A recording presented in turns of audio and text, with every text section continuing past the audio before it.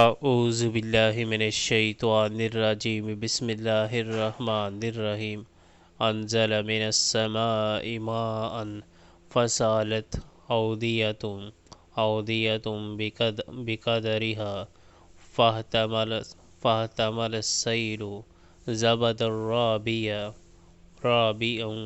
رابیا ومما یوقدون علیہ فی النار ابتغاء حلیۃ او متاع زبد مثلہ کذلک یضرب اللہ الحق والباطل فاما الزبد فیذهب جفاء واما ما ينفع الناس فیمکث فی الارض کذالک یضرب اللہ الامثال۔ اللہ نے آسمان سے پانی برسایا اور ہر ندی نالا اپنے ظرف کے مطابق اسے لے کر چل نکلا۔